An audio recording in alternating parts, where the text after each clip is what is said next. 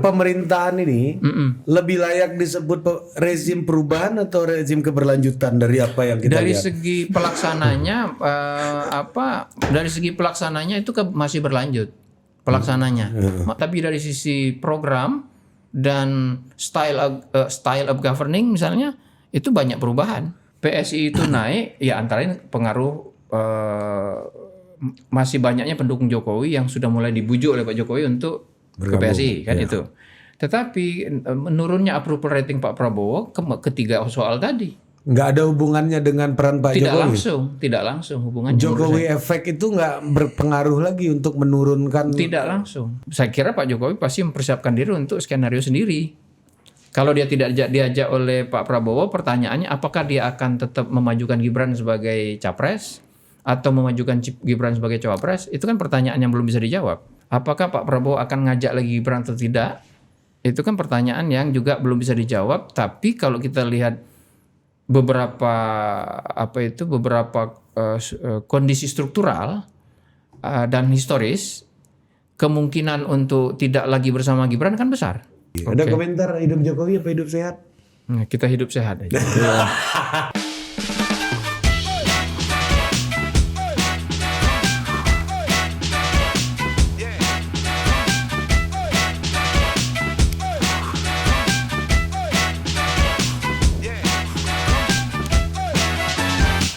Kita kembali lagi di Total Politik. Selamat berjumpa lagi dengan saudara-saudara di seluruh kepulauan Nusantara. Udah kayak Bung Sambas. Ini lebih mirip Bung Sambas atau Max Sopakua? Sambas. Kak Jayadi. Bola sudah meninggalkan lapangan permainan. Menyentuh bibir sinet ternyata gitu. Dipetik di udara, keluar dari sarangnya, kata Bung Sambas. Nah, Membangun theater of mind. sampai ada yang mengatakan bahwa waktu final All England, Pak Harto nggak bisa tidur gara-gara mendengarkan komentar-komentar Bung Sambas ini. Ke kanan, ke kiri, Pak Harto udah cemas sendiri dengar radio kan. Ada juga yang bikin cemas Pak Harto ini kan. Itu Bung Sambas yang bikin cemas Pak Harto ya. Kalau pidato presiden nanti nih hari Jumat ini nih, coba. Kali. Enggak, Kak. Ini hari ini presiden nggak pidato turun nih SG nih. Ya. Turun lagi. Iya. Kalau tesisnya Hasan Asbi gini, Kak Jayadi. Waktu presiden pidato memang sempat ekonomi turun. Tapi kan ada juga ketika ekonomi lagi bullish waktu itu kan. Pak Presiden pidato juga. Presiden tetap pidato aja tuh. Artinya terus gimana menjelaskannya? Lah itu kan karena mekanisme pasar, proses ekonomi yang berjalan. Loh, ya artinya nggak ada dong hubungannya sama pidato presiden. Nah itu gimana menjelaskan itu? Salah satu masalahnya itu kan di pasar itu terkait dengan kepercayaan kan, trust. Trust itu antara lain terkait dengan predictability dari kebijakan gitu. Karena posisi di sistem pemerintahan presidensial, posisi seorang presiden sangat penting karena dia top policy maker kan, pengambil kebijakan utama. Maka pembicaraan atau gestur presiden itu bisa menjadi tanda kebijakan akan kemana kan gitu. Nah kalau yang disampaikan presiden itu sulit diprediksi, berarti kan kebijakan menjadi tidak bisa diprediksi juga, susah diprediksi. Nah itu yang kalau dari pidato presiden muncul kan sudah terbukti di sejumlah pidato presiden muncul kebijakan-kebijakan yang penting, misalnya soal DSI, ya soal apalagi beberapa contoh lah kalau kita lihat. Jadi ada kesan DSI lah yang paling ekstrim yang membuat pasar bergejolak kan? Lah ya. Ada kesan kebijakan bisa muncul seketika gitu. Ujuk-ujuk. Spontan ya. Iya. Nah itu kan menimbulkan kesulitan pasar untuk memprediksi kebijakan bagaimana. Karena ada ketidakpastian, maka trust kepada itu menjadi tidak ada kan, atau kurang gitu. Nah akumulasi semua itu kemudian tercermin di berbagai indikator. Misalnya ada indikator S&P kalau ekonomi ya, ada indikator Moody, ada indikator apalagi MSCI. ya MSCI, kemudian PMI ya. Bukan Palang Merah Indonesia ya, tapi apa tuh Purchasing Manager Index kalau nggak salah. Kan di situ mainnya itu. Jadi bisa jadi pidato presiden tertentu tidak langsung berhubungan dengan situasi ekonomi tertentu, tapi akumulasi semuanya. Kalau kesimpulan pasar bahwa dari pidato-pidato presiden itu tidak tercermin predictability dari kebijakan, ya trustnya menjadi berkurang. Tapi kan gini ya Om Jayadi ya. Nah, lu Tapi jelaskan sekali lagi dulu, saya lu kenapa harus manggilnya Om? saya disclaim ya, Iya. disclaimer kan saya bukan ahli ekonomi. Ya. Tapi kan begini Om Jayadi, ini gue harus panggil Om. Nah ya itu lu kasih disclaimer dulu juga kan, beliau kasih disclaimer. Iya, karena istri gue wajib memanggil Om kata beliau kan. Kalau gue kan nggak wajib, tapi ikut istri gue aja. Iya, biar orang nggak kaget kan. Iya kan, Kenapa karena dipanggil Om Jayadi kan sama keluarga mertua gue kan bareng di Amerika dulu Iya, di Ohio, iya kan. Lanjut. Ya jadi Walaupun saya junior jauh dari bapak mertuamu kan. Tapi jangan nolak juga jangan dipanggil terlalu- Om. Oke ya nggak apa-apa. Nggak Om itu jauh-jauh dianggap amat lah. penghormatan aja. Iya. nggak jauh-jauh banget Om. Nah, jadi apa yang menjadi ini kan juga bukan hanya investor tapi juga publik secara keseluruhan, termasuk civil society, termasuk pengamat politik, pengamat ekonomi. Kalau bahasa surveinya itu opinion leader lah. Yeah. Kalau sekarang kan disebutnya KOL kan. Nah, KOL kan key opinion leader. Nah, apa yang sulit buat mereka untuk memprediksi arah kebijakan presiden? Kita tahu Pak Prabowo itu sebelum jadi presiden mimpinya nggak jauh-jauh beda. Beliau udah nulis Paradoks Indonesia, Kepemimpinan Militer.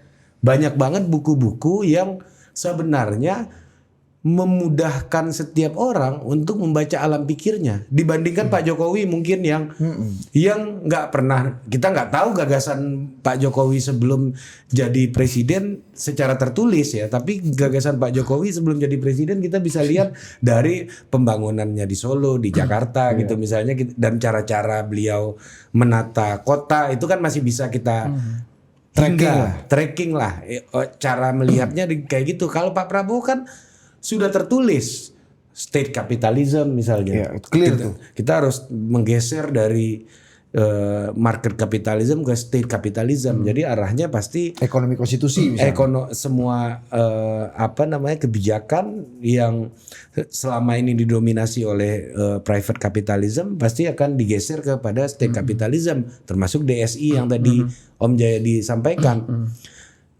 Pertanyaannya pertama, apa sulitnya? Kedua, apakah seorang presiden itu nggak boleh punya selera kebijakan? Kan itu pertanyaan fundamentalnya sebenarnya. Apakah market tidak punya mekanisme untuk mengakomodir selera di luar selera mereka? Jangan-jangan market ini juga new form of authoritarian juga gitu. Iya, exactly. Apalagi kalau kata presiden, aku sesuai sama konstitusi kok. Kalau bicara kebijakan itu kan kita mulai dari yang paling pokoknya dulu, dasarnya. Ya state capitalism dasarnya kan. Tapi kan apa bentuknya state capitalism itu? Misalnya, misalnya bentuknya MBG atau DSI Koperasi, atau KDMP. iya. Ya boleh. Tapi pertanyaannya bagaimana dengan proses kebijakannya? Kapan dia dirumuskan? Apa dasar-dasar apa bukti-bukti empirik yang mengharuskan kebijakan itu harus dibuat. Kemudian apakah dia sudah melibatkan sedemikian banyak alternatif yang dipikirkan dan seterusnya. Kan policy siklus kebijakan itu kan banyak sekali, mulai dari merumuskan apa masalah kebijakannya, lalu menemukan alternatif kebijakannya, pendukung-pendukung secara evidence itu dan seterusnya. Kan itu semua perlu proses. Kalau tiba-tiba hari ini kita punya kebijakan ini dilaksanakan mulai besok, kan pening itu, ya kan? Kan ada persiapan. Apa bisa misalnya Indonesia misalnya negara yang kapitalisme biasa gitu, lalu mau pindah ke state capitalism dalam waktu 1-2 hari atau 2 bulan, 3 bulan. Kan nggak bisa. Jadi misalnya MBG bisa diprediksi, EBG-nya bahwa ada MBG. Orang semua tahu bakal ada MBG. Waktu Pak Prabowo menang, orang semua udah tahu bakal ada MBG atau semacamnya. Namanya waktu sebelum itu ya, bakal ada Koperasi Merah Putih, bahkan ada semacam Sovereign Wealth Fund. Sudah ada besar-besarnya. Tapi pertanyaannya, apa dasar bagaimana itu dikomunikasikan kepada publik? Apa proses kebijakannya sudah dimulai? Bagaimana tahapan-tahapan kebijakannya? Itu yang tidak terprediksi kan? Karena misalnya tiba-tiba ada URI misalnya. URI? Iya. Universitas Republik Indonesia. Dipimpin ya kan? oleh gubernur. Iya kan? Ya, boleh aja itu sebagai kebijakan, tapi apa dasarnya? Kapan dia diumumkan? Mengapa? Kalau istilah orang DPR itu naskah akademiknya ada apa enggak? Meskipun tidak harus segitulah kalau kebijakan itu kan undang-undang ya. Jadi intinya itu visibility besar studies ya. apa namanya? Ide-ide besarnya, platform kebijakannya itu orang tahu. Ya. Dan boleh saja. Tentu saja boleh. Kan apa namanya?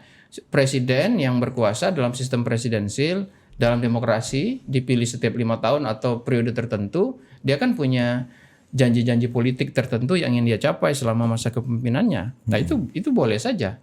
Kan sepanjang dia tidak melanggar undang-undang dasar. Itu aja patokannya gitu. Tapi ketika itu mau mulai dilaksanakan, dia terkait dengan satu proses kebijakannya tadi. Yang kedua, tata kelolanya bagaimana. Yang ketiga, implementasinya bagaimana. Nah kan persoalan seperti MBG sekarang itu menjadi masalah karena kan di situ antara lain tata kelola dan implementasi. Governance-nya ya. Iya. Bagaimana itu tata kelola? Siapa yang akan terlibat? Anggarannya bagaimana? Dan seterusnya kan. Tahapan-tahapan implementasinya bagaimana? Itu kalau tidak terencana dengan baik, itu menimbulkan ketidakpastian kan, gitu. Nah itulah yang dimaksud saya kira ketidakpastian itu bukan pada besaran-besaran kebijakannya itu. Besaran-besaran kebijakan itu kita, ya tentu saja pasar sudah tahu bahwa stylenya Pak Prabowo kira-kira bakal begini berdasarkan paradoks Indonesia misalnya, berdasarkan asta cita gitu. Tapi Dan kan menurut Kak Jayadi nggak ada yang terlalu melenceng tuh ide-ide besarnya itu ya, secara programatik ya. Iya, secara program kan nggak ada yang nggak ada yang jadi masalah. Misalnya dan itu kemudian ditangkap oleh publik kan. Ya, misalnya MBG itu 90% lebih publik sejak Januari 2025 itu tahu dengan program itu. Seingat saya lebih dari 70% publik percaya dengan program itu, mendukung program itu. Ya. Tapi begitu program itu mulai dilaksanakan, muncullah banyak masalah di implementasinya, tata kelolanya, siapa saja yang terlibat dan seterusnya itu, sehingga kemudian kalau kita lompat ke sekarang berdasarkan survei-survei yang beredar, tingkat dukungan kepada MBG itu sudah lebih banyak yang tidak mendukung daripada yang mendukung. Kalau ditanya tingkat kepuasan misalnya, lihat surveinya Indikator, juga SMRC itu kan yang menyatakan tidak puas sudah 60%. Yang menyatakan puas cuma sekitar 35-39%. Sebelumnya itu kebalik kan. Juga kalau kita tanya kepada publik apakah sebaiknya MBG dilanjutkan dengan berbagai alasannya atau dihentikan. Sudah mayoritas publik mengatakan hentikan. Di kisaran 39-40% yang menyatakan lanjutkan. Jadi persoalannya bukan di ide besarnya, bukan di ide kebijakannya, ya. Tapi dari tata kelola dan implementasi. Dan disinilah kata Ari tadi, resistensinya market itu ada di implementasinya. Implementasi dan tata kelola. Tata kelola itu misalnya apa? Korupsi. Terbukti kan ada meskipun belum secara inkrah ya, masih proses. Tapi paling tidak indikasi-indikasi jelas sekali. Tapi kenapa seperti kata Kak Jayadi, market sangat sensitif dengan pidato presiden. Pidato kan bukan eksekusi, pidato kan belum pada implementasi. Kenapa itu pun sudah Enggak, punya kalau sekarang kan pidato presiden sudah terkait dengan implementasi. Misalnya klaim. Iya. Contoh lah misalnya klaim keberhasilan MBG yang baru lalu kan misalnya. Adanya semacam penolakan terhadap fakta bahwa banyak masalah seperti keracunan dan sebagainya. Itu kan sering disinggung oleh presiden menanggapi kritik orang gitu. Nah itu kan menimbulkan sensitivitas. Mengapa ketidakjelasan dalam tata kelola dan implementasi itu ditanggapi secara defensif lewat pidato-pidato presiden. Orang yang ngeritik kan dicap macam-macam kan. Orang yang mengkritik kebijakan-kebijakan presiden atau kebijakan-kebijakan pemerintah itu kan seolah-olah dicap macam-macam. Ada londo ireng lah, ada antek asing lah, segala macam kan. Nah itu semua menimbulkan sentimen negatif dan ketidakpastian kan. Dan pada akhirnya kan presiden harusnya mendefend kebijakannya dengan implementasi yang qualified kan. Sebenarnya kan kayak gitu kan, bukan dengan pidato lagi kan. Iya. Betul. Tapi yang terjadi kan sekarang masalahnya adalah kebijakan itu persoalannya bukan hanya di tata kelola dan implementasi, tapi juga di komunikasi. Pola komunikasinya itu tidak memberikan cenderung defensif. Padahal kan kebijakan yang masif seperti MBG, KDMP wajar aja kalau ada masalah kan. Dan harusnya komunikasinya menyenangkan karena ini kan tujuannya buat menyenangkan rakyat. Iya kan pemerintah bilang aja memang kan itu program sangat besar, anggarannya sangat besar. Jadi cara berkomunikasinya nggak apa-apa diakui ada masalah, ya kan? Tidak aib kan? Memang ada masalah tapi pemerintah punya cara untuk menyelesaikannya, bla bla bla gitu loh.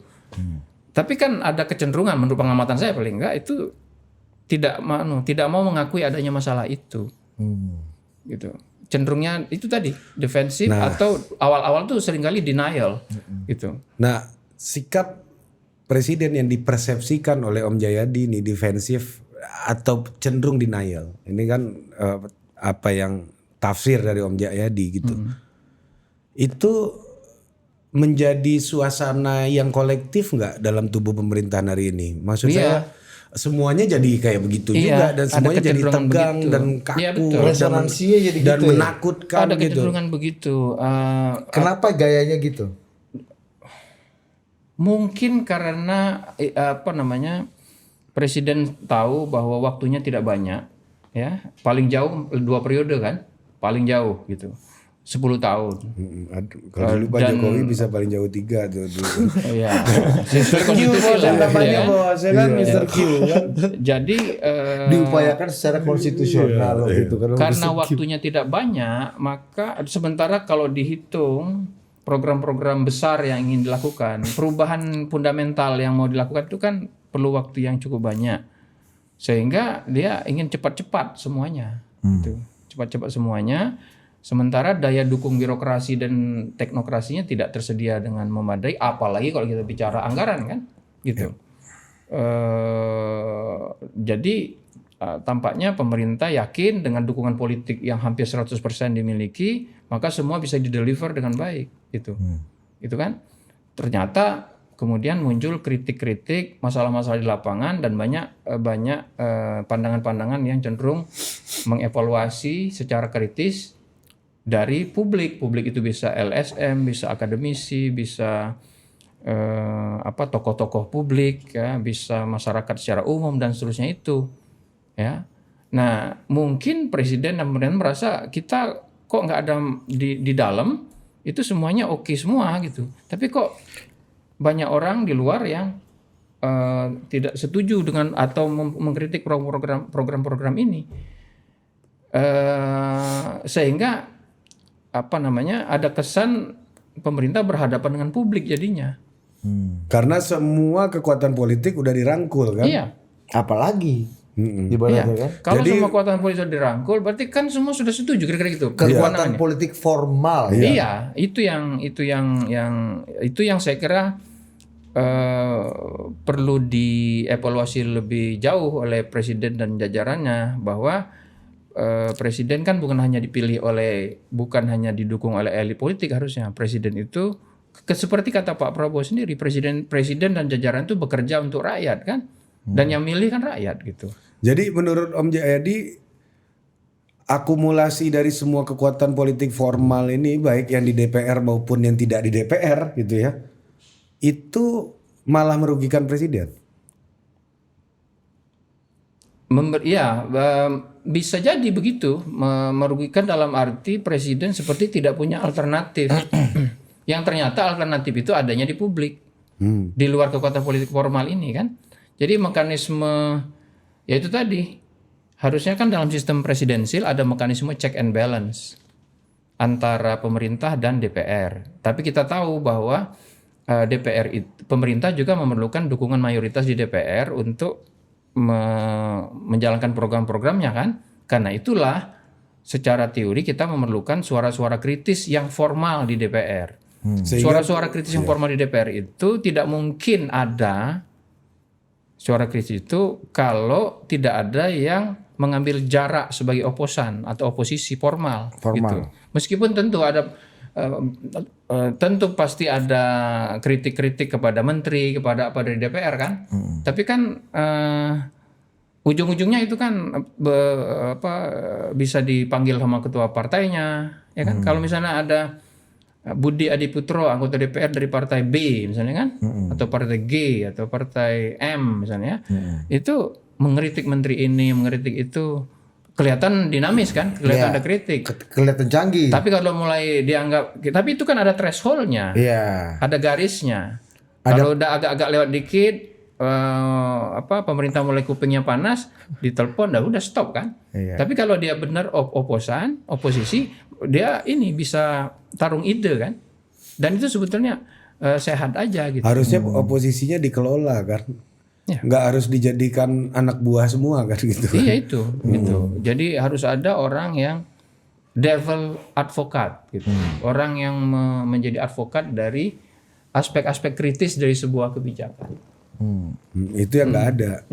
Sehingga jadi gini, saya mau memberikan pandangan saya dari penjelasan Om Jayadi ini.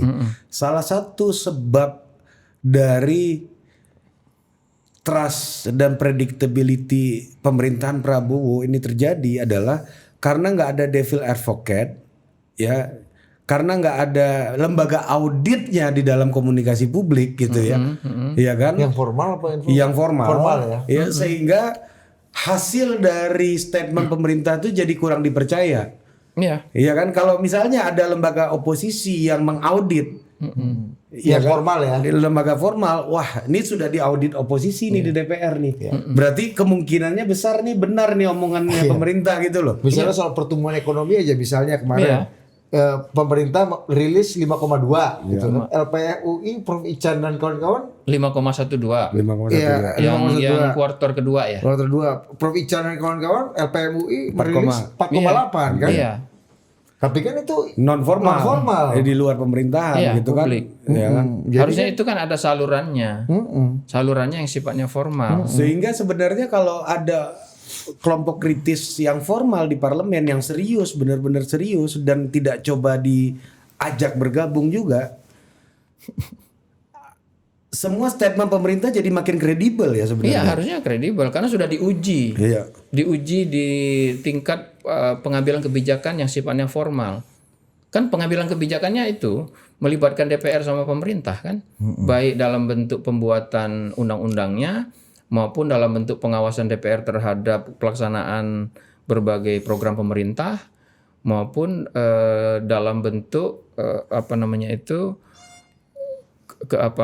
proses-proses persetujuan bersama antara DPR sama presiden. Jadi kan masalah kurangnya trust ini karena omongan pemerintah tidak dapat cap label ujian dari kelompok oposan atau kelompok penyeimbang itu yang antara kritis, lain, ya kan? antara lain.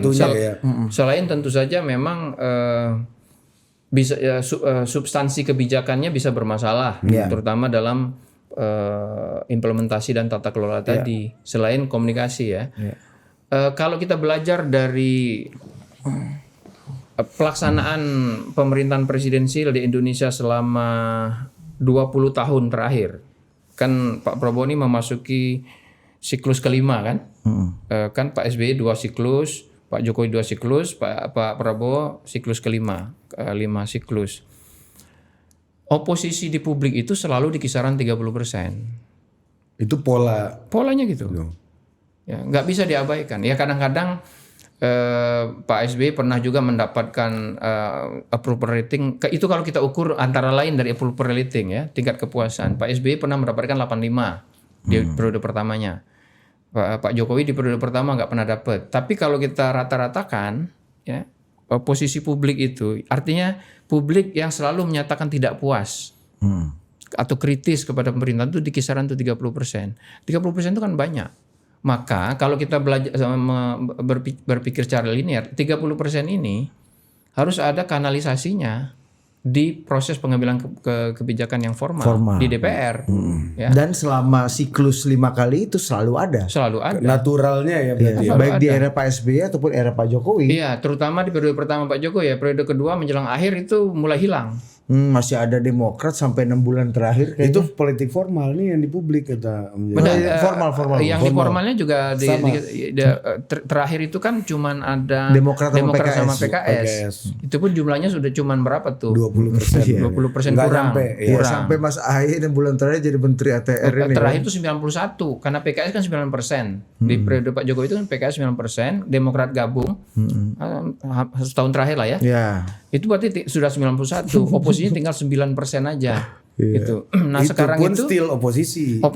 Iya. Kita masih ada yang formal kan. Iya. Kalau sekarang kekuatan Pak Prabowo di parlemen kan 81%.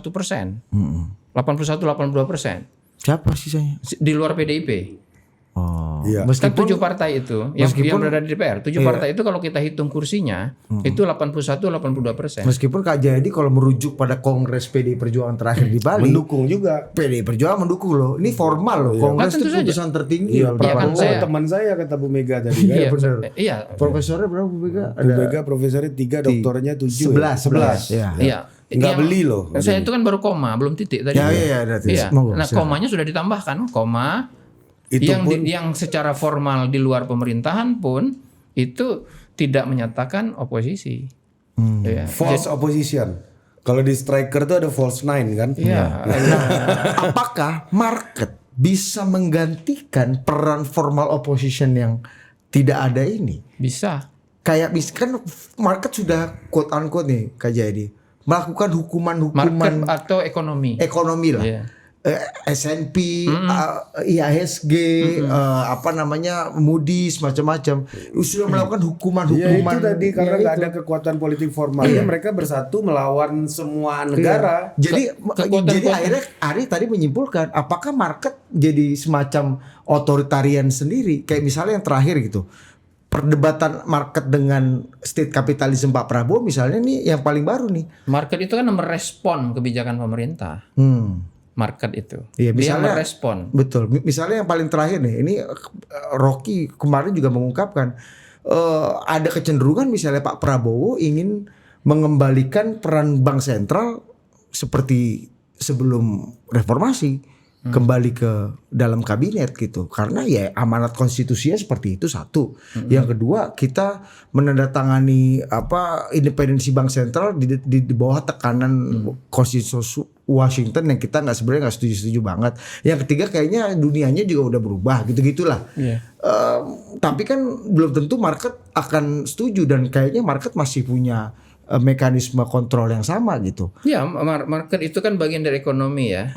Ketika market merespon kebijakan pemerintah apapun itu dan itu beresonansi dengan situasi ekonomi yang dirasakan masyarakat, maka dia tidak bisa tidak bisa dengan mudah dikendalikan oleh pemerintah gitu. Jadi yang saya maksudkan oposisi itu yang sulit untuk dikendalikan oleh pemerintah yaitu ekonomi itu. Misalnya bagaimana misalnya inflasi kan contoh lah sekarang. Inflasi itu selalu resultante antara keadaan internasional dengan respon domestik kan gitu. Keadaan persepsi masyarakat terhadap situasi ekonomi. Kan bukan inflasi ya, persepsi masyarakat terhadap situasi ekonomi. Dia merasa sulit ekonominya, pekerjaannya hilang dan sebagainya. Itu kan tidak dengan mudah bisa dikendalikan oleh pemerintah dalam waktu sehari, 2 hari, 3 hari atau sebulan kan gitu. Nah itu ketika dia direfleksikan oleh pasar dengan reaksi negatif, ya dia kemudian berhadapan dengan kebijakan-kebijakan yang dibuat oleh pemerintah. Dan negara bisa nggak playing God in the market? Ya, itu beresiko kalau tidak dilakukan dengan baik, itu beresiko pada kekacauan ekonomi kan. Ya karena gini ya, kalau saya lihat pemerintah berpikir mengendalikan market seperti halnya mengendalikan politik formal. Nggak bisa. Dari penjelasan Om Jayadi tadi kira-kira kalau politik formal bisa dikendalikan, partai politik bisa, orang-orang bisa, ya. Ada orang yang terlalu kritis, misalnya dipanggil, ditanya apa masalahnya, bisa kan? Ada media massa yang mungkin dianggap salah dalam memberikan kritik kepada pemerintah, bisa diajak dialog. Mahasiswa protes bisa diajak dialog kan gitu. Tapi mekanisme ekonomi itu kan susah untuk supply and demand kan, perception, supply and demand. Ya kan ini soal orang naruh duit nih. Kita diskusi dulu Dinda. Ya nggak bisa gitu, gua naruh duit gua miliaran triliunan, gimana lu ajak diskusi kalau nggak boncos kan mampus gua kan gitu. Indikatornya lebih objektif lah kalau economic actor ini. Gitu. Tapi kalau Pak Prabowo bilang mereka bisa melakukan perlawanan, ini jangan-jangan tangan-tangan mereka yang memberikan perlawanan. Iya, orang kalau mau melakukan perlawanan ya wajar bos, dia taruh duit. Kalau ada aktor-aktor yang mencoba memanfaatkan situasi itu pastilah ya. Pasti. Tapi kan upaya aktor-aktor itu untuk memanfaatkan situasi tidak akan berhasil kalau gini ibaratnya kan, orang mau membakar, ya. Orang akan lebih mudah membakar kalau rumputnya kering kan gitu. Kalau rumputnya basah, hijau, ya. Kelas menengah happy. Seperti rumput tetangga kan? Iya, ya. Susah untuk dibakar kan gitu. Misalnya gini nih, orang mau mengkritik kebijakan pemerintah segala macam itu akan sulit diaminkan oleh publik, misalnya kelas menengah. Bagaimana Anda mau mengatakan situasi kita baik-baik aja, tenang aja, nggak ada masalah, tapi ada sekitar dari tahun 2019 sampai 2024, ini kata BPS, ada sekitar 9,6 juta kelas menengah turun kelas. Ya. Jangan Pak Jokowi itu ya? Iya, lalu kan berlanjut sampai sekarang. Sekarang itu bahkan sejumlah laporan mengatakan bahwa kelas menengah kita yang turun kelas itu sudah mencapai 13 juta orang. Nah, orang-orang ini 13 juta orang kalau masing-masing punya satu istri atau satu suami plus 3 anak, itu kan dikali 4 berarti. 13 kali 4 berapa? Ya, mereka misalnya biasa naik mobil ke kantor, kelas menengah nih kan, naik mobil ke kantor sebagai orang yang bekerja di kantor itu. Sekarang mungkin sebagian masih naik mobil, tapi bukan sebagai orang yang bekerja di kantor, tapi sebagai sopir online misalnya, yang penghasilannya menjadi tidak tetap lagi atau tidak pasti lagi. Apalagi karena banyak sekali yang jadi supir online, pasar untuk yang naik penumpangnya kan menjadi lebih kecil. Nah, orang-orang seperti itu kan menghadapi keadaan real di lapangan. Nah, dalam situasi seperti itu kalau ada orang yang mencoba untuk bermain, memanfaatkan situasi, jadi kan? Masuk akal. Jadi masuk akal dan dia akan mendapatkan pembenaran dari publik. Akibatnya sentimen negatif ke pemerintah menjadi lebih ada. Itu kalau kita mau bermain mencari aktor-aktor intelektual gitu kan, mau menyalahkan. Tapi menurut saya Ya itu urusan intelijen lah kan. Iya. Ya urusan pemerintah di luar yang keringnya intelijen itulah. harusnya itu mengurusi inti masalahnya. Ini kalau memodifikasi pendapat Bang Napi nih Om Jayadi ya kan. Ya, kan? kesempatan. Provokasi ini bukan karena hanya niat si pelaku tapi juga ada kesempatan, kan. Ada rumput kering. Ada rumput kering ya Gitu. kan. Rumput keringnya tuh itu, dan itu survei menemukan evaluasi masyarakat terhadap kondisi ekonomi kan negatif. Iya. Tapi Artinya orang yang mengatakan ekonomi baik, ekonomi dia baik, dibandingkan dengan orang yang mengatakan ekonomi dia buruk itu negatif, lebih banyak yang mengatakan buruk. jadi salah satu pertanyaannya Om Jayadi ya. Kalau lah ini pertanyaannya kan Rumput kering. sesuatu yang dijanjikan di kampanye wajar kita pertanyakan lagi gitu ya. Iya. Baik itu kita pemilihnya Pak Prabowo ataupun bukan gitu. Ya, pertanyaannya adalah salah satu janji kampanye Pak Prabowo adalah soal keberlanjutan. Apakah ini keberlanjutan atau bukan menurut Om Jayadi? Mantap. Kalau lihat program-programnya Udah kan setengah tahun. Iya. Ya? Berapa tahun nih kan? Iya, mau 3 kan tahun. banyak sekali program yang kelihatannya baru ya. Misalnya program yang sekarang sering jadi sorotan orang kan MBG, KDMP, itu semua kan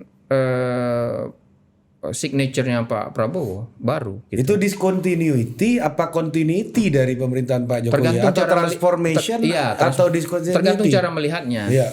Ya, tergantung cara melihatnya. Misalnya yang tetap berlanjut itu Tergantung Anda menjawab. cara melihatnya itu bisa keberlanjutan, bisa juga baru. Iya, Kalau misalnya itu dilihat sebagai program-program yang terkait langsung dengan pro rakyat miskin misalnya, ya itu kan bisa keberlanjutan karena banyak sekali program yang dianggap pro rakyat miskin di periode Pak Jokowi gitu. Tapi sejumlah program juga tampak minimal ditunda. Misalnya program IKN kan ada penundaan gitu ya. Program infrastruktur tampaknya tidak semasif Pak Jokowi kan, karena dananya terserap lebih banyak ke lebih banyak terserap ke MBG dan KDMP. Kemudian pengelolaan hubungan antara pusat dan daerah, ya itu kan ada yang baru sekarang. Misalnya politik itu antara lain tercermin dari anggaran kan. David Easton ya, politik is the authoritative allocation of values. Ya, pengalokasian nilai-nilai itu misalnya seperti anggaran atau uang ya. TKD dipotong. Ya, dari 900-an triliun pada tahun 2024, lalu 2025 masih 2025 di 2026 tuh tinggal 600-an sekian, 659 atau berapa begitu. Pokoknya itu kan dari sisi kebijakan itu ketidakberlanjutan tuh. Ya ada desain baru yang itu bisa dianggap mengarah ke sentralisasi. Jadi peranan pemerintah pusat menjadi makin besar di daerah-daerah gitu dengan berbagai alasan ya. Kemudian perhatian kepada desa itu kan agak berubah. Berubah dari pemberian dana desa ya, masih ada kan dana desanya tapi dikurangi gitu ya. Kalau kita lihat dari apakah masih ada dana desa, itu keberlanjutan kan. Masih ada 50-an triliun dana desa di tahun 2026 dari 71 triliun pada tahun 2024 dan 2025 ya. Tapi bisa juga itu tidak berlanjut karena dana yang tadinya secara undang-undang diperuntukkan untuk desa itu direalokasi ke tempat lain, ke KDMP kan gitu.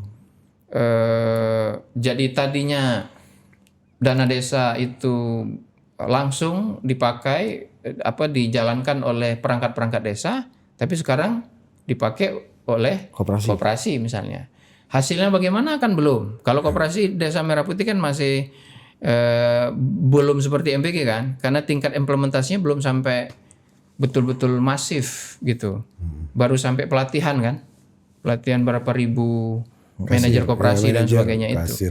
Jadi tergantung, ada yang tampak berlanjut, ada yang tidak. Tapi kalau kita lihat di sejumlah aspek banyak sekali program-program yang tampak baru atau paling tidak kita sebut transformasi kalau mau istilah Ari tadi. Tapi kalau kita kembali ke judul nih Om, pertanyaannya Apa judulnya ini? Saya nggak tahu. rezim aku pun ini nggak tahu ya bener. pemerintahan ini lebih layak disebut rezim perubahan atau rezim keberlanjutan dari apa yang kita Dari lihat? segi pelaksananya dari segi pelaksananya itu masih berlanjut pelaksananya. Kan masih banyak sekali Hilirisasi masih jalan ya. itu program ya. Masih banyak kan hilirisasi jalan. Dari sisi pelaksananya kan masih orang-orangnya masih banyak yang dari yang lama. Bahlil masih lanjut. Dari sisi pelaksana masih banyak Masih orang banyak lama. lama. Iya. Berapa persen? Awal-awal Personalia sama bos. awal-awal itu kan masih hampir 50% kan orang yang menjadi pelaksana dari Pak Jokowi dilanjutkan lagi kan? Iya. Masih banyak Menteri-menteri sekali. utamanya lah ya. Iya. Jadi Tapi- dari sisi itu masih ada keberlanjutan, tapi dari sisi program dan style of governing misalnya itu banyak perubahan.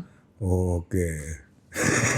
Rezim perubahan dengan orang-orang lama ya ini ya. Sebagian orang-orang lama. Sebagian orang lama. Kalau mungkin kalau yang menang capres lain itu bisa jadi rezim keberlanjutan dengan orang-orang baru. Lah, kalau Sebenarnya kita nggak usah kaget-kaget banget bos. Karena sebenarnya bukunya Pak Prabowo ya sebenarnya berbeda dengan iya. kalau baca ya nggak sih? Ya, apa namanya Astacita Paradoks Indonesia itu kan ada banyak program yang sebetulnya sudah lama mengendap menjadi ide-ide di Indonesia dihidupkan kembali seperti apa itu program-program MBG, program-program koperasi itu kan seperti melanjutkan atau menghidupkan kembali program-program di era ketika ayah Pak Prabowo menjadi menteri atau menjadi salah satu arsitek ekonomi Indonesia kan gitu. Meskipun menurut para ahli ekonomi bentuknya bisa jadi totally different ya. Kalau kata Rocky itu program-program sosialistik lah ya. Sosialistik ya, program-program sosialistik gitu. Tapi setuju nggak Om Jayadi kalau kita bilang bahwa alam pikirnya Prabowo dan Jokowi itu emang berbeda. Jadi untuk melanjutkan pun juga dalam alam pikir ya. Mungkin dari orang-orangnya seperti yang Om Jayadi tadi bisa dilanjutkan. Tapi dalam sisi alam pikir ini memang dari Nggak ada titik temunya dikit ya. dari pikiran pun sudah sulit bersatu gitu. Ya karena itu mereka 2 kali bertemu kan di Dalam Pilpres. kompetisi. Iya. Jadi kan 10 tahun itu bertarung. 5 tahun ya. 5 tahun 2 kali bertarung, lalu berikutnya bersama-sama kan gitu. Jadi kalau ada percampuran 2 ide yang seringkali menurut Ari tidak cocok itu wajar. Menurut saya. Monumen pertemuan. Saya cuma menyimpulkan penjelasan Om Jayadi tadi kalau menurut Kan saya. kau yang bilang bahwa mereka berbeda dua-duanya. Enggak, apakah Om Jayadi Kak setuju? Jayadi Kan? mengamini tesis lu. Enggak, kan itu juga tesis dari penjelasan dia. Iya betul. Nggak ada yang mau ngambil tanggung jawab. Monumen pertemuan dari segala perbedaan adalah Gibran Rakabuming Raka. Iya. Iya. Itu adalah simbol perdamaiannya. Betul. Artinya apa? Dan seringkali itu dan sampai sekarang itu seringkali menjadi titik pertanyaan publik ya, masuknya Gibran sebagai Simbol pertemuan itu. Wapres itu masih menjadi pertanyaan minimal sebagian publik, sehingga kalau masih muncul banyak kritik ya wajar saja. Tapi apakah posisi Wapres Gibran yang merupakan representasi dari Pak Jokowi itu akan jadi sebenarnya jadi leverage apa liabilities apakah bagi Pak Prabowo menjalankan 5 tahun ini, menjalankan sisa pemerintahannya ini jadi beban apa jadi kekuatan sebenarnya? Di satu sisi kan banyak publik yang selalu mempertanyakan masuknya Gibran itu kan, karena MK jelas menyatakan masuknya Gibran itu secara etik ada masalah gitu kan. Tetapi secara hukum ketatanegaraan dia sudah jadi wakil presiden. Jadi secara hukum positif sudah. bisa dari sisi itu maka karena Gibran adalah bagian dari pemerintahan Pak Prabowo secara keseluruhan, tentu itu menjadi tantangan bagi Pak Prabowo sebagai presiden, karena dia juga harus kan Gibran masuk sebagai dijadikan calon wapres itu kan juga atas paling tidak persetujuannya atau mungkin keinginannya Pak Prabowo juga kan gitu. Jadi dia paling tidak harus memberikan jawaban atas kritik-kritik publik terhadap itu. Tetapi di sisi lain itu bisa menjadi leverage kan. Orang ingin misalnya agar Pak Prabowo berhasil tanpa harus tergantung kepada wakil presidennya, ya kan? Jadi dari sisi itu orang yang mengkritik Gibran misalnya itu menginginkan Pak Prabowo itu berhasil supaya ketika misalnya Pak Prabowo maju lagi di tahun 2029 posisinya bisa seperti Pak SBY di 2009. Jadi siapapun yang mendampingi Pak Prabowo di 2029 ya kan? Itu mirip Pak SBY di tahun 2009. Yang katanya sama ibaratnya sama sendal jepit pun bisa menang. Itu kan agak kasar ya, itulah. Siapalah gitu ya, siapapun. Misalnya didampingi Budi Adiputro mungkin bisa. Ya, gitu. betul. Kalau Budi Adiputro ini dokter ekonomi seperti Budiono misalnya. Ya misalnya udah umroh 4 kali. Kan begitu ya. Dan jadi dia bisa menjadi leverage bukan hanya bagi Pak Prabowo tapi juga bagi partai-partai yang mendukung Pak Prabowo kan. Mereka tidak lagi punya. Pada waktu Gibran dicalonkan sebagai cawapres itu kan banyak partai-partai yang harus mendukung kan, entah terpaksa, entah dengan sukarela kan, gitu. Kalau sekarang partai-partai di bawah Pak Prabowo kan bisa lebih independen dalam menentukan siapa nanti yang akan menjadi misalnya wapres Pak Prabowo kalau Prabowo maju lagi 2029. Apalagi ya kan? Kalau Pak Prabowo hasilnya semua bagus, elektabilitasnya bagus. Kalau Prabowo-nya tingkat kepuasan kepada Prabowo bagus, kinerja dinilai bagus, partai-partai itu untung. Dalam arti mereka punya kesempatan yang jauh lebih besar untuk mengajukan diri sebagai cawapres. Kalau mereka tetap mau menjadi cawapres. Jadi dua-duanya di satu sisi bisa leverage, di satu sisi bisa menjadi beban. Nah sekarang kalau kinerja Pak Prabowo masih seperti bulan Juli ya di mata publik, maka bisa jadi itu menjadi beban bagi Pak Prabowo, ya kan? Karena bagaimanapun dia tidak bisa tuh serta-merta mengabaikan gitu kan. Karena begini, publik akan membandingkan dengan presiden terdahulu yang terdekat. Apalagi Pak Jokowinya tetap aktif, ya kan? Makin aktif. Ya sebut tetap aktif lah. Tetap kan tidak seaktif 2002. Waktu menjabat. Iya kan? Tidak, ya. Jadi tetap aktif. Jadi kalau kinerja Pak Prabowo tidak positif, maka orang mulai membandingkan. Ya, ingat kan ada upaya waktu di era reformasi ada upaya kan mengingatkan orang lagi kepada Soeharto misalnya, apalagi yang dekat kan. Jadi mau tidak mau kemudian kalau Pak Prabowo mau misalnya kan banyak orang menginginkan ada radical break. Kalau istilah siapa itu? Radical break itu istilahnya Rocky. Ya. Si Rokai. Yang dia maksud adalah radical break antara lain terhadap Jokowi kan? Iya. Ya, misalnya itu. Kan kalau kinerja Pak Prabowo bagus bisa.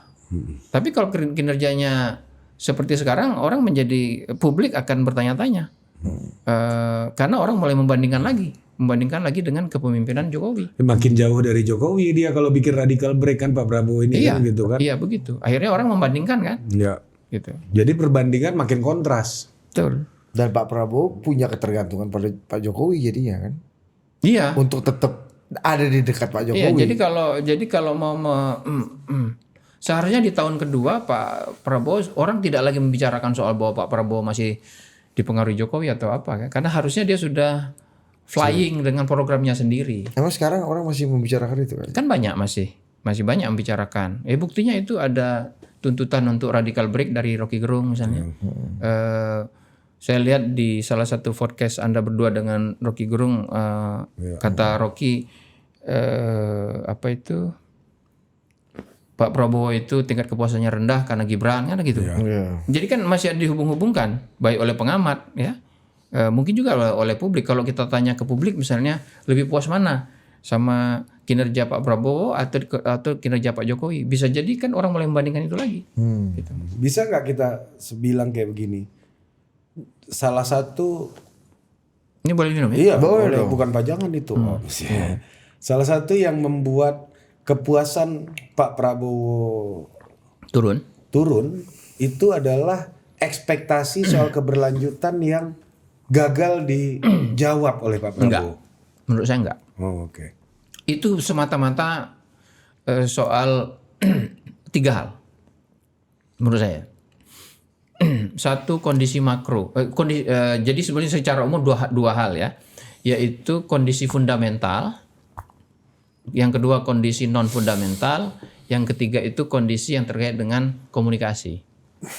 3 itu, masalah itu di 3 itu. Apa kondisi fundamental? Kondisi fundamental itu kondisi makro. Kondisi makro negara ini. Kondisi makro negara ini itu paling tidak ada yang paling menonjol ekonomi.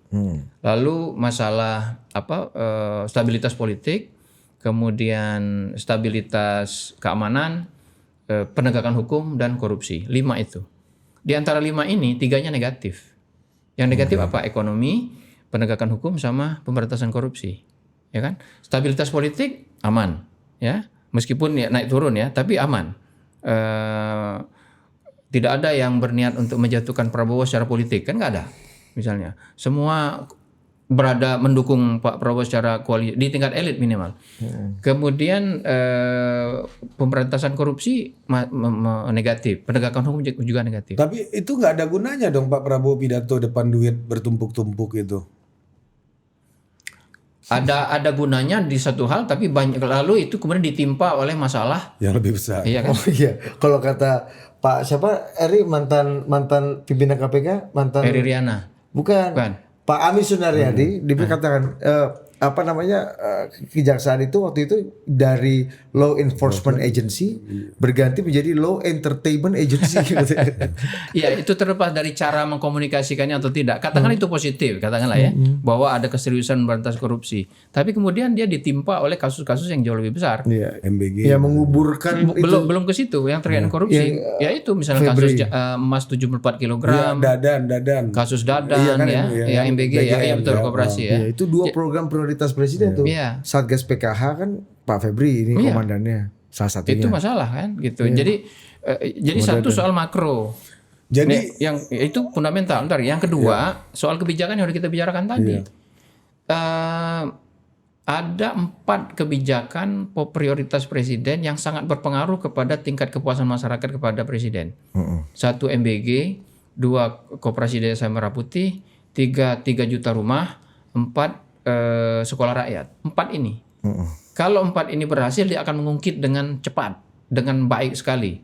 Ya, di awal-awal masyarakat ekspektasinya tinggi, belum ada masalah korupsi, belum ada masalah keracunan segala macam. Masyarakat semuanya mendukung MBG dan sebagainya itu ya.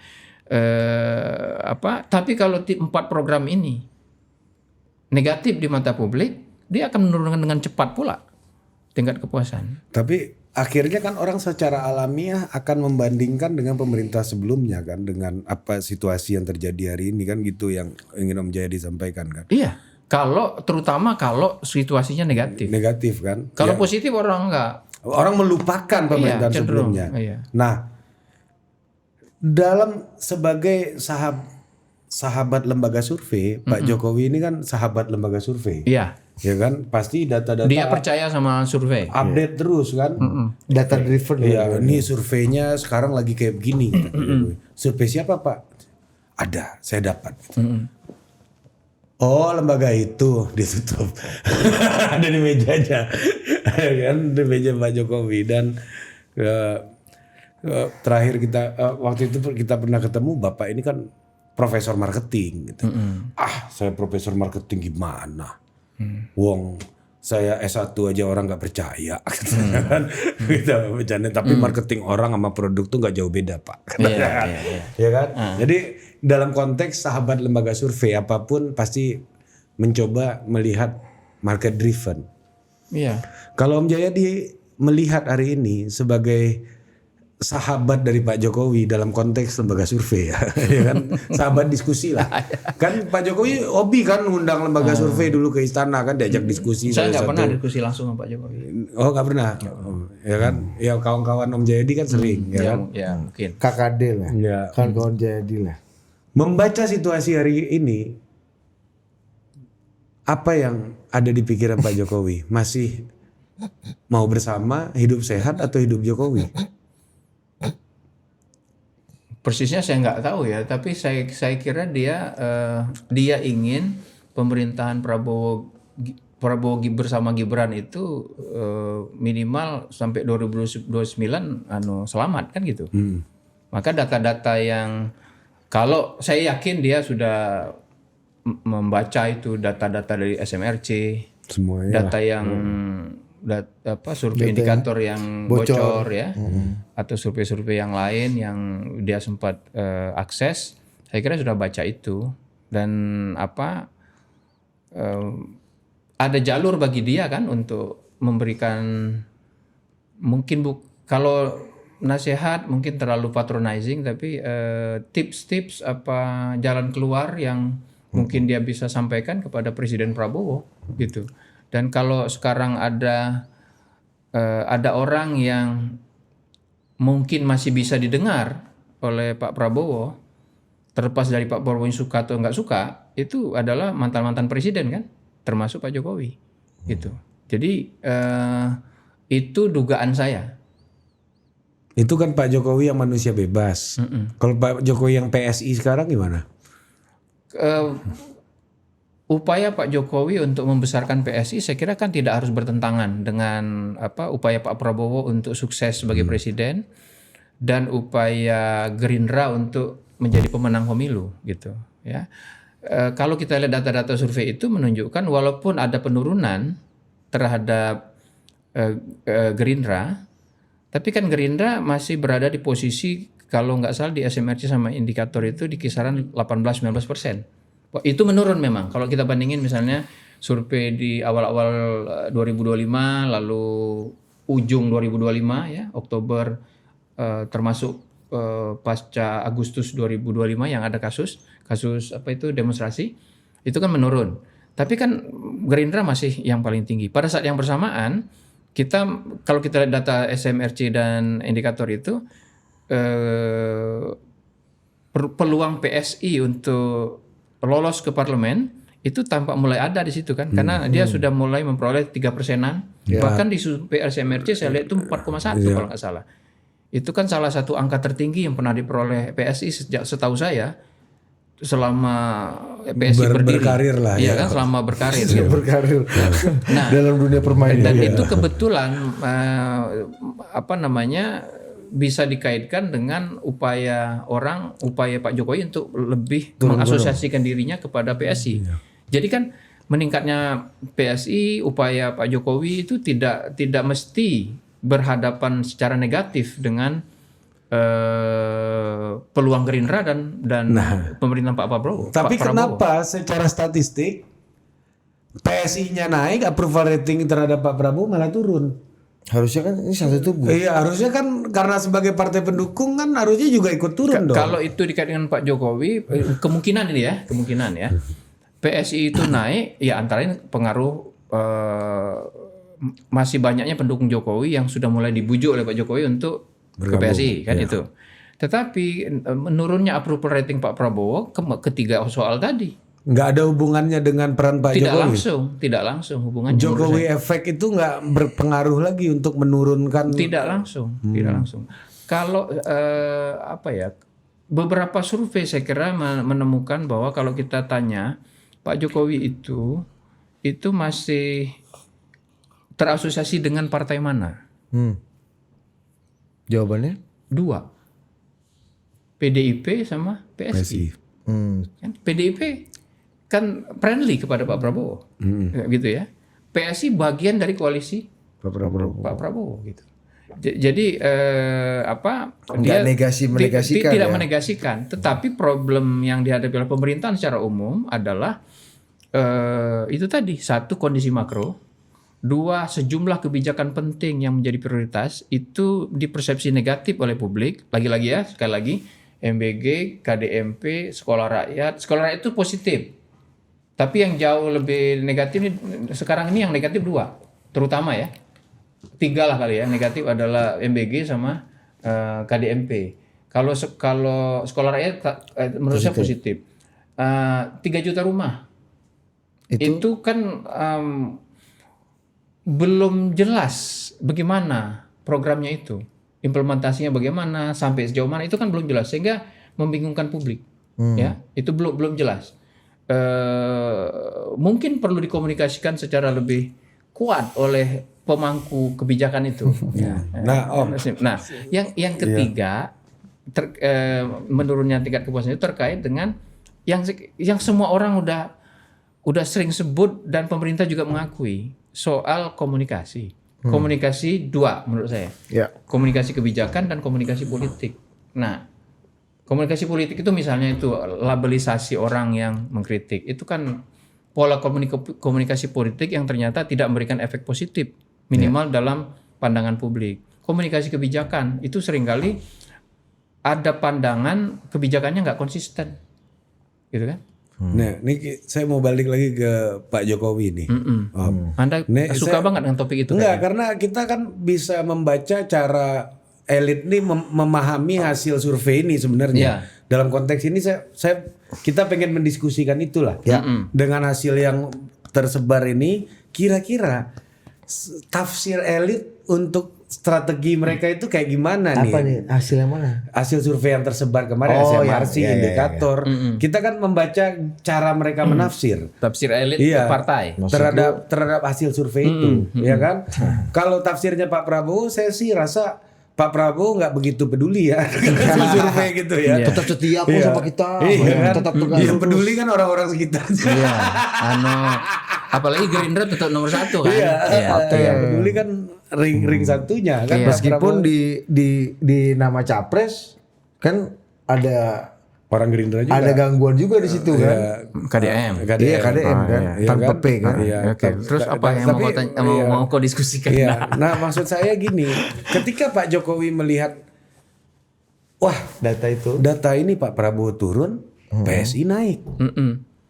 Kalau tujuannya mengasosiasikan diri sama PSI, ya nggak ada relevansinya lagi dong untuk bersama Pak Prabowo. Karena Pak Prabowo turun, PSI-nya naik kok.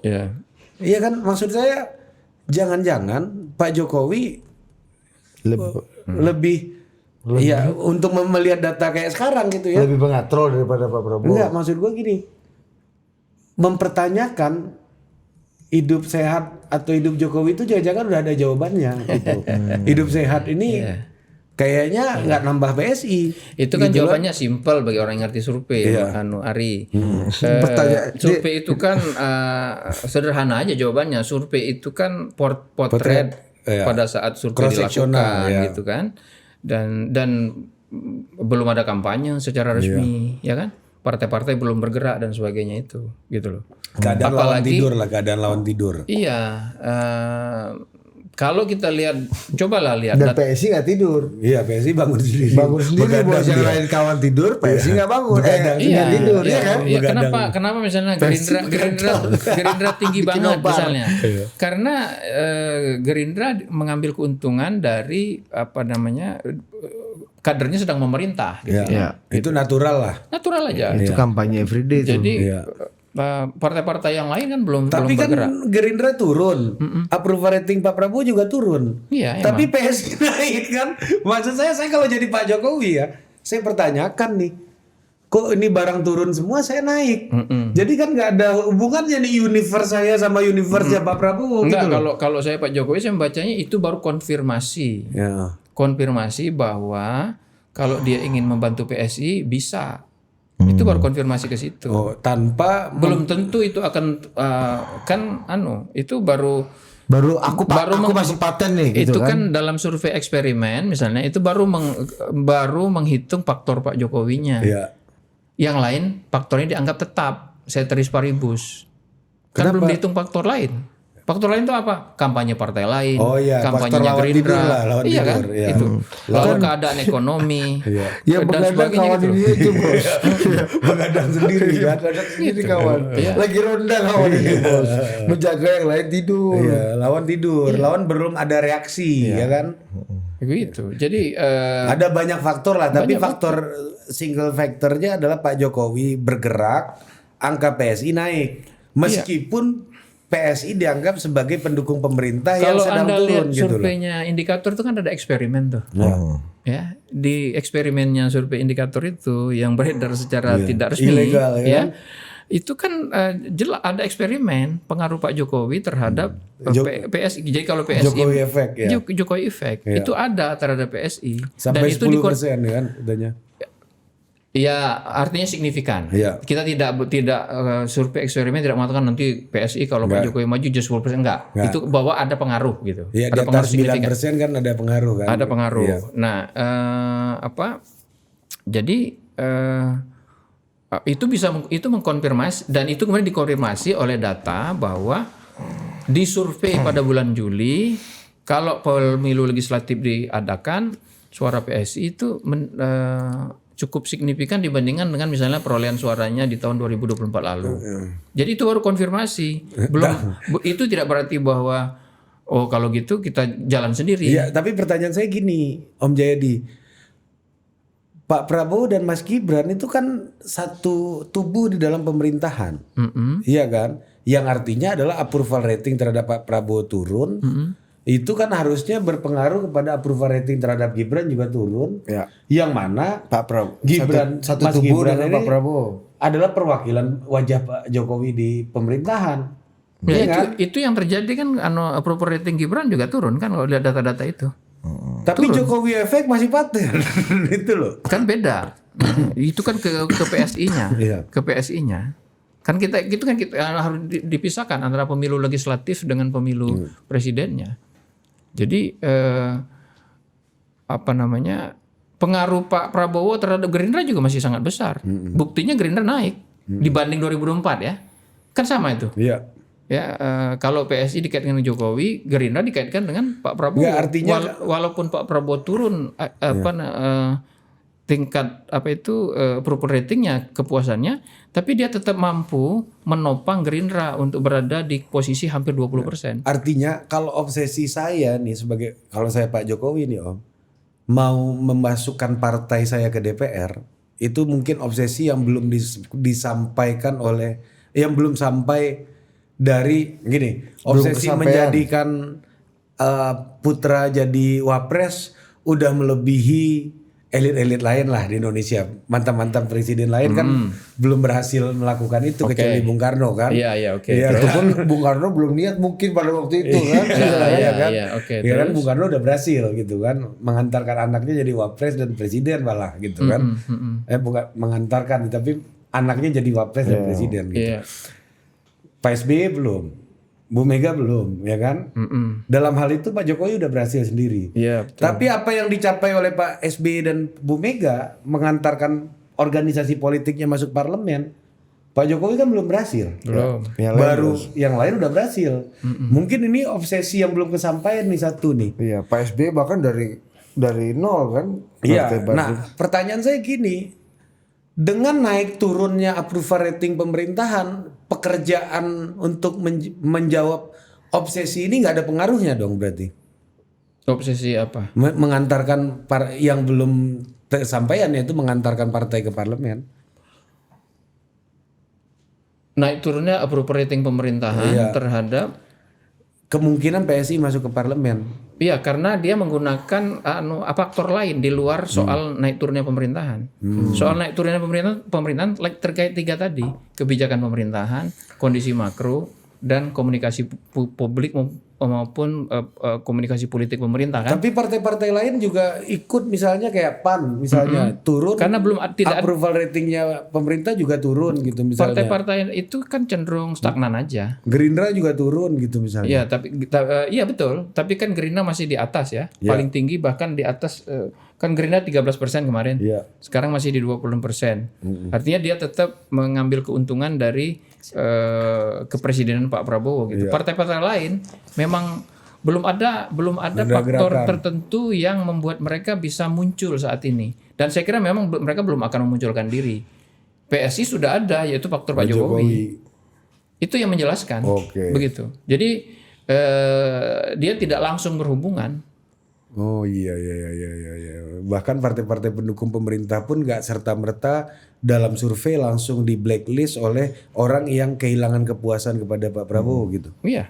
Yang sangat berhubungan ya Gerindra mungkin ya. Iya. Dengan Yang kesuksesan Pak Prabowo paling ya. mendapatkan pengaruh saat ini ya seperti juga PDIP dulu. Iya, Kalau baik atau buruknya Pak Prabowo ya. Iya memang. Jadi pengaruh dari incumbent presiden itu kepada partainya yang langsung. Partai-partai yang lain kan stagnan aja. Iya, kalau dulu Jokowi udah PSI, mungkin PSI akan langsung terpengaruh tuh. Karena dulu Jokowi masih PDI kan. Iya, Jadi PDI yang betul. terpengaruh langsung. Betul. Kalau mau dibandingkan dengan Pak Prabowo dan dengan Pak SBY, kan dari awal mereka mimpin partai. Ya artinya kan apabila saya ingin memasukkan PSI ke Senayan, bersama atau tidak bersama Pak Prabowo pun juga sebenarnya nggak ngaruh-ngaruh amat dong gitu dari apa yang Om Jayadi sampaikan. Kalau sekarang itu berarti dia harus bersama Pak Prabowo. Karena dia kan sekarang bagian dari koalisi Prabowo. Dari mana dia mau mengatakan bahwa tidak ada data yang mengatakan sebaiknya dia berada di luar koalisi Prabowo? Prabowo. Saya nggak bilang di luar, nanti di 2029 gitu maksudnya. Oh, itu sudah soal lain kan? Karena itu banyak faktornya. Iya. Ya, banyak faktornya. Karena begini, saya kira Jokowi harus berhitung dua skenario kan? Skenario karena kalau mau bersama Prabowo sangat tergantung kepada apakah Prabowo mau milih dia lagi kan? Gitu. Mau milih Gibran lagi sebagai cawapres kan? Gitu. Di 2029 gitu. Jadi kalau saya kira Pak Jokowi pasti mempersiapkan diri untuk skenario sendiri. Kalau dia tidak diajak oleh Pak Prabowo, pertanyaannya apakah dia akan tetap memajukan Gibran sebagai capres atau memajukan Gibran sebagai cawapres? Itu kan pertanyaan yang belum bisa dijawab. Gitu. Demikian juga apakah Pak Prabowo akan ngajak lagi Gibran atau tidak? Itu kan pertanyaan yang juga belum bisa dijawab. Tapi kalau kita lihat beberapa kondisi struktural dan historis, kemungkinan untuk tidak lagi bersama Gibran kan besar. Kenapa? Satu, memang belum banyak sih pelajarannya kan, kita baru punya 2 presiden di era reformasi yang pemilihan presiden langsung, yaitu Pak SBY sama Pak Jokowi. Kalau kebiasaannya kan periode 1 sama periode 2 beda wakil presidennya. Pekong. Itu kan satu. Yang kedua, partai-partai yang sekarang di luar PSI yang mendukung Gibran menjadi cawapresnya Pak Prabowo, waktu itu kan karena mereka bagian dari koalisi Pak Jokowi. Golkar, PAN, semuanya ya, hampir semuanya. Kalau nanti di 2029, partai-partai ini kan sudah beda. Dia bagian dari koalisi Pak Prabowo, tidak lagi terkait dengan Pak Jokowi. Bos besar ganti. Bos besar udah beda, ya kan? Satu. Yang kedua, setiap partai itu kalau nggak pasti kepengen dong, kalau nggak jadi presiden jadi wakil presiden kan? Pengen juga kayak Caimin kan? Pengen dong, ya kan? Jadi menurut saya hampir pasti partai-partai pun memikirkan soal bagaimana menjadi cawapres Pak Prabowo kalau Pak Prabowo maju lagi jadi di Pilpres 2029. Artinya fakta historisnya untuk bersama lagi itu berat. Maka Pak Jokowi harus siapkan diri dari sekarang gitu. Iya. Harus banyak tantangan untuk memajukan kembali Gibran sebagai calon wapres Pak Prabowo di 2029. Banyak tantangan. Calon apa? Calon wapres. Ya maka Prabowo. Solusinya buat Pak Jokowi hari ini dengan salah melihat satu yang dia tantangan siapkan adalah menyiapkan partai PSI misalnya yang apalagi kalau kita ikut keputusan MK yang presidensial threshold tidak ada lagi, 0 misalnya, meskipun ya belum pasti juga bagaimana bentuk akhir dari undang-undang itu. Tapi kalau kita menggunakan itu berarti kan dia tetap bisa nyalon sendiri juga atau bersama yang lain, nyalon capres atau cawapres. Nah, pertanyaan nih Kak Jayadi. Kalau tadi kan posibilitas Gibran bersama Pak Prabowo lagi di periode kedua tantangannya makin berat. Makin berat nih. Iya. Tapi tantangannya Pak Prabowo maju lagi di periode kedua ada nggak? Tantangannya? Iya, Pak Prabowo tidak maju lagi, sorry. Ada nggak posibilitas Pak Prabowo untuk tidak maju lagi? Ada nggak challenge? Saya kira ada kalau Pak Prabowo melihat kalau Prabowo memutuskan bahwa dia tidak mau lagi maju dengan berbagai alasan. Ya, alasannya misalnya peluang menangnya kecil. Kalau misalnya situasi sekarang tidak membaik, itu bisa jadi pertimbangan kan gitu. Atau dia punya pikiran lain soal misalnya udahlah saya 1 periode aja, sudah terlalu dari sisi usia misalnya, ya bisa begitu. Jadi intinya itu sangat tergantung kepada bagaimana dia menghitung peluang dan atau kesempatan yang akan dia peroleh untuk periode kedua itu.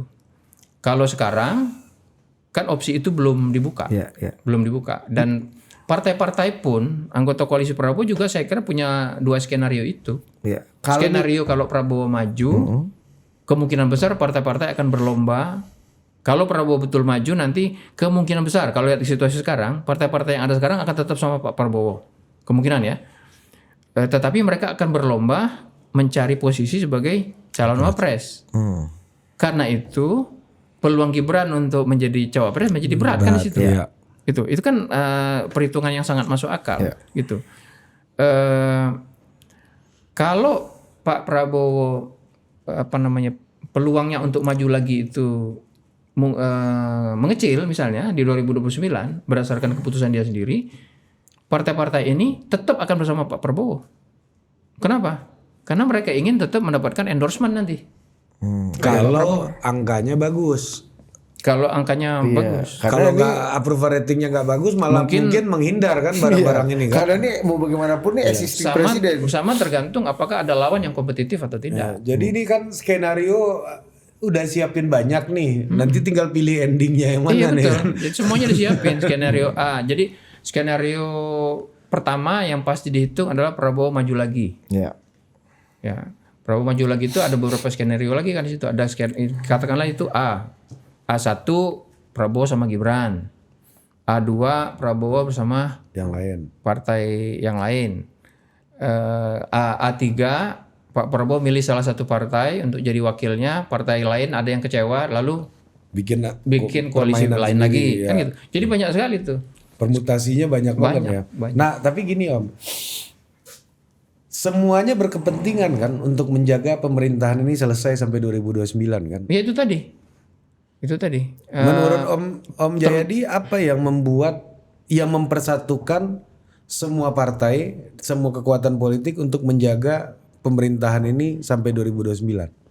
Termasuk Pak Jokowi dalam hal ini tadi Om Jayadi sempat singgung. Iya, partai-partai itu ingin melakukan, semuanya mau melakukan konsolidasi. Kalau partai ya, semua dari sisi partainya itu semuanya perlu melakukan konsolidasi sampai 2029.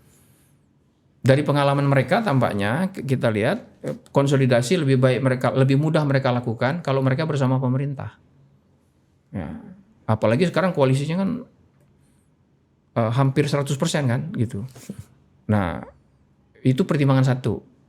Pertimbangan 2, baik skenario 1 Prabowo maju lagi maupun skenario 2 Prabowo tidak maju. Itu membuat partai-partai itu lebih baik berada bersama Prabowo sampai 2029. Ya kan? Kalau misalnya Prabowo maju lagi, partai-partai akan bersama Prabowo untuk mencari tempat agar mereka menjadi cawapres, ya. Termasuk Gibran akan menghitung begitu bersama PSI. Meskipun tentu saja peluangnya kan jadi macam-macam. Iya. Sementara mungkin kecil misalnya. Apalagi pemilunya serentak kan. Apalagi pemilu yang kan pemilu masih serentak. Paling tidak. Jadi ngukurnya gimana? PSI paten apa enggak kan? Iya. Iya dong. Iya, ngukurnya lewat survei itu. Iya. Gitu. Lalu kalau misalnya menghitung skenario Pak Prabowo tidak maju, gitu, tetap mereka akan menunggu sampai 2029. Kan verdict bahwa lebih baik di luar Prabowo atau tidak, itu kan baru kelihatan menjelang Last minute menjelang pemilu. Jadi kalau kita menghitung itu, ini di luar, ini hitung-hitungan sebagai makhluk politik ya. Iya. Ya, kita ngitung itu interest aja, kepentingan-kepentingan aja. Jadi kalau ngitung kepentingan-kepentingan itu, maka sebetulnya Pak Prabowo itu tidak perlu ragu bahwa pemerintahannya akan goyang, ya, goyang oleh elit-elit politik. Karena semuanya berkepentingan untuk bersama dia, gitu saat ini. Nah, karena itu tugasnya sekarang itu adalah merangkul publik. Kalau itu udah lupakan lah gitu ya. Yang itu udah pasti dipelihara aja, dipelihara aja. Gitu. Jaga pelanggan kan. Iya, jadi isunya soal customer care aja kan, gitu kan. Layanan psikologis kan. Ini pelanggan baru ini yang harus jangan dimarahi itu pelanggan baru. Customer acquisition ini. Tapi gini Om Jayadi, ini menarik nih. Salah satunya tadi saya setuju semua yang mempersatukan partai-partai yang seperti Om Jayadi sampaikan tadi. Tapi ini ada fakta. Apabila Pak Prabowo berhalangan tetap, entah alasan dirinya sendiri, kesehatan atau apapun lah ya, alasannya tentunya dari Pak Prabowo sendiri untuk tidak melanjutkan pemerintahan ini gitu misalnya. Maksudnya sebelum 2029. Sebelum 2029, ya kan? Kita akan berhadapan dengan dua tafsir Undang-Undang Dasar. 8 ayat 1, ya kan? Dan 8 ayat 3. A1 itu isinya adalah langsung digantikan oleh Wapres. Kalau A3 itu isinya Wapres caretaker sebentar, habis itu triumvirat mempersiapkan pemilihan di MPR. Yang boleh ngajuin itu partai yang nomor 1 sama koalisi nomor 1 dan koalisi nomor 2 di Pilpres yang lalu. Ya kan, artinya PDI nggak boleh ngajuin capres, ya kan? Koalisinya Mas Anies sama koalisinya Pak Prabowo lagi gitu. Ya. Nah, ini dia bisa jadi dengan situasi kayak begini, ya kan? Gimana perilaku pemain-pemain ini melihat situasi ini nih, yang mereka lebih cenderung untuk di posisi yang mana, atau udah bisa kita petakan nggak? Kalau tafsir yang lazim di berbagai negara sistem presidensil, tafsirnya itu tafsir 1 yang lazim. Lazim, ini yang kan lazim. kita kan nggak tahu dinamis ini barang kan. Iya itu. Jadi mengapa ada Wapres adalah untuk menggantikan presiden sewaktu-waktu kalau presiden tidak dapat melaksanakan tugasnya apapun alasannya, kan itu. Kan itu mengapa ada Wapres. Ya. Dari sudut pandang politik, Kelaziman ya, dan secara umum tata negara. Saya kira itu yang paling mungkin saat ini. Cuma memang masalahnya adalah itu tadi ada problem orang mempertanyakan minimal secara politik, secara etika politik posisi Wapres Gibran itu. Masih ada problem itu kan. Itu kan masih banyak disuarakan sehingga banyak orang mungkin tidak bisa nerima kalau Wapres Gibran menjadi presiden gitu dengan berbagai alasannya. Nah, saya kira kalau itu yang terjadi, misalnya katakanlah Pak Prabowo berhalangan tetap, apapun alasannya, lalu ada dua tafsir itu, saya kira para ahli hukum tata negara dan para pelaku politik harus berembuk lagi untuk melakukan konsensus bagaimana mengatasinya, begitu. Tapi kelaziman A1, tapi praktek politik bisa ke A3 nih situasi kayak gini menurut Om Jayadi, atau gimana? A3 apa A2? A3, ayat 3 yang tadi. Oh iya. Oke. Jadi ada Wapres caretaker sebentar, lalu diganti oleh triumvirat ya. Menyiapkan pemilihan di MPR gitu. Saya belum bisa membayangkan skenario itu karena secara ketatanegaraan biasanya tafsir yang pertama kan? ya. Itu secara ketatanegaraan Lazimnya itu. Dan udah ada portofolionya. dulu Pak Habibie kan. Pernah ya begitu. Jadi kalau misalnya di luar itu bisa jadi secara politik muncul kesulitan-kesulitan yang bisa berdampak kepada kekacauan. Itu yang harus dijaga gitu. Saya apakah kekacauan itu akan sampai pada tahap yang sangat merusak atau tidak, itu yang menjadi pertanyaan. Nah, bagi Om Jayadi, apakah elit politik menganggap kekacauan itu harganya setimpal dengan menghalangi Gibran menjadi presiden? Kalau kekacauan itu berakibat pada misalnya matinya demokrasi di Indonesia, maka itu rugi bagi semua partai. Tidak ada partai tanpa demokrasi kan? Maksudnya? Kalau situasi kacau, itu berarti kan keadaan kita akan menjadi darurat. Militer. Iya. Darurat militer. Kalau darurat berarti kan yang akan mengambil posisi itu adalah misalnya militer. Jadi A3 itu berpotensi membawa kita ke darurat militer menurut Om Jayadi. Kalau muncul pertentangan yang sangat besar. Oke. Ini kita berkaca ke tahun 98 aja nih. Ini jadi fatir nih pembicaraan kita. Iya. Nih. Ini belum pernah Serius ada amat. nih. Pembicaraan ini belum pernah saya dengar nih. Enggak, kalau kita berkaca ke tahun 98 Kak Jayadi, beberapa hari sebelum Pak Harto mundur dalam banyak dokumen, kan Pak Harto Pak Harto kan memberikan semacam super semar, membuat semacam super semar untuk kepada Wiranto Panglima ABRI untuk mengambil tindakan-tindakan yang dianggap perlu, seperti ketika Bung Karno memberikan super semar kepada dia, dan itulah yang menjadi legitimasi Pak Harto waktu itu untuk mengambil kekuasaan secara substansi waktu itu, dan akhirnya menjadi presiden waktu itu. 65. Oh, tadi lu bilang 98. Tahun 98, beberapa hari sebelum Pak Harto mundur, Pak Harto membuat surat itu kepada Wiranto. Dan dalam pengakuannya, Wiranto tidak mengambil kesempatan itu.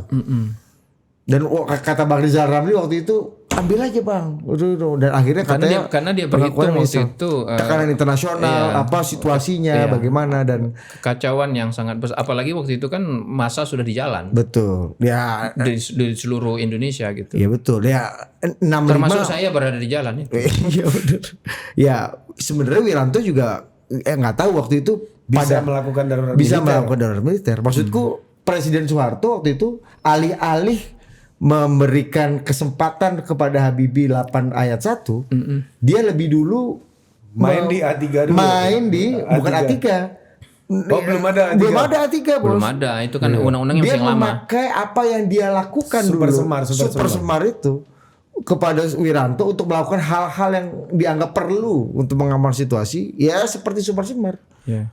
Alih-alih memberikan tongkat estafet konstitusional kepada Habibie.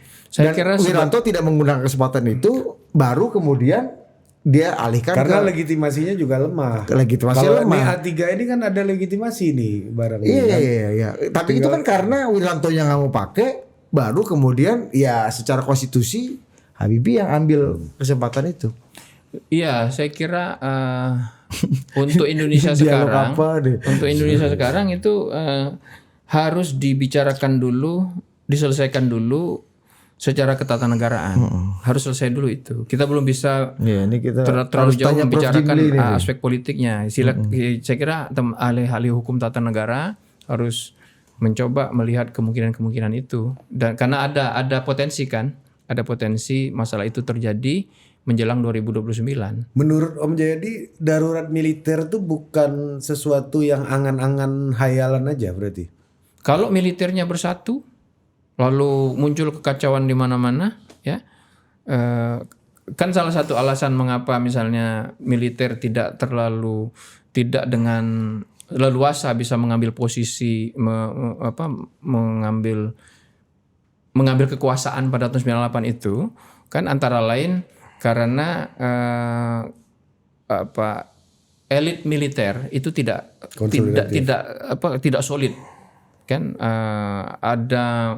Ada perbedaan-perbedaan di figur-figur utama militernya dan juga ada perbedaan-perbedaan di tingkat angkatan waktu itu. Jadi tidak ada elite division ada waktu itu. Ada perbedaan elit di tingkat militer maupun di tingkat elit yang lain kan ada perbedaan. Tapi kalau misalnya antara elit politik dan elit militernya sepakat, maka waktu itu bisa saja terjadi pengambil alihan kekuasaan atas nama kedaruratan. Nah sekarang ini kalau misalnya elit politiknya bersatu, kemudian militernya juga bersatu, kan peluang itu ada. Tetapi sekali lagi bagi para elit politik dia harus berhitung. Kalau mereka mengambil jalan itu, maka justru itu kan akan mematikan mereka sendiri. Karena itu berarti kan minimal selama sejumlah periode pemilu. Tidak ada demokrasi. Nggak ada aktivitas di partai-partai ini. Tidak ada. Kan partai-partai itu partai-partai itu pasti sadar mereka itu ada karena ada pemilu, karena ada demokrasi gitu. Kalau itu tidak ada, ya kan tidak ada partai. Oke. Inilah salah satunya yang membuat partai-partai solid untuk mendukung Pak Prabowo sampai 2029 gitu ya. Iya, supaya tidak ada pilihan-pilihan harus ada militer yang masuk atau muncul masalah dengan naiknya Gibran menjadi pengganti Pak Prabowo misalnya. Karena itu saya kira sebagian besar partai-partai itu menginginkan Pak Prabowo tetap sukses sampai 2029 gitu. Jadi transisinya damai dan kompetisinya lewat pemilu. Iya, itu dari sisi partai ya. Nah, cuman dari sisi publik saya belum tentu juga kan. Apalagi kalau publiknya terus-menerus terkesan dianggap sebagai musuh. Makanya ayolah Pak Prabowo gitu kan. Jangan musuhi dulu. Ini politik kalau elit politik udah paten nih, jaga pelanggan aja kalau kata Ari apa jaga gimana? pelanggan. Iya. Kalau customer care aja kan. Customer care. Kalau rakyat umbang-umbang dikit. Emang kalau bikin sur lah. Ini mohon maaf nih Pak Prabowo ya. Ini dalam pergaulan saya Pak. Kalau Bapak nonton video ini, memang anak orang kaya berpendidikan itu agak susah ngumbang-ngumbang orang memang.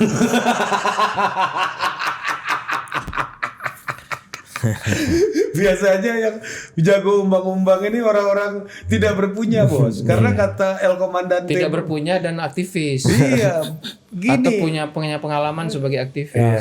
Iya, kalau kata Kanjeng Pangeran Bambang Pacul mengatakan bahwa dolok katanya memuji-muji itu adalah ilmunya dan jurusnya orang yang tak berpunya. Karena cuma itulah yang mereka punya. Kalau Pak Prabowo kan perang pikir terus kan. Karena ilmunya banyak. Ya kan? Hidupnya sejahtera, gizinya bagus gitu kan. Bukunya paten. Bukunya banyak gitu kan. Gitu Om Jayadi. Ada komentar hidup Jokowi apa hidup sehat? Nah, kita hidup sehat aja. Gua pengen makan nasi kebuli lapar nih. Sampai jumpa. Adios. Thank you Om Jayadi ya.